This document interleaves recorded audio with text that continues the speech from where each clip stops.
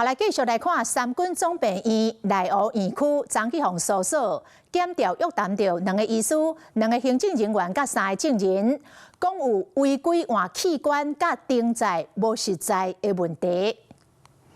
施醫師，你要不要說明一下，你有沒有覺得自己有違法？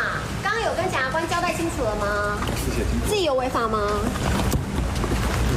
甲律師做伙行出法庭，擔頭講一句多謝，伊是三創兩具骨科腎死明熙，佮要去日本進修。有協助回到醫師。甲另外一位省長的醫師，兩人因為器官捐贈醫師相關的登錄系統登記無實在，牽涉貴族本書，精神過去10萬交保。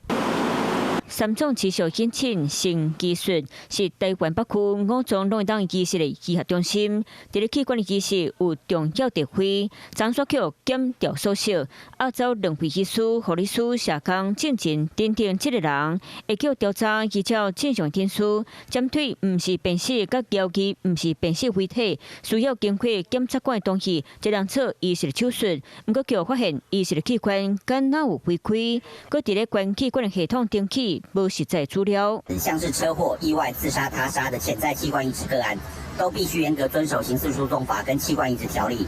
器捐流程必須雙軌且緊密相接，才能確保不影響犯罪偵查，又能把握器官捐贈的黃金時間。三創發聲明回響，本案已經進入司法程序，相關人員攏愛配合檢調調查，並無掛介佇咧業有去干涉到器官類醫師備案。除了真正實行甲留器官的天數，到底是安怎要解資料？專案有關公眾利益，定着會成立追查到底。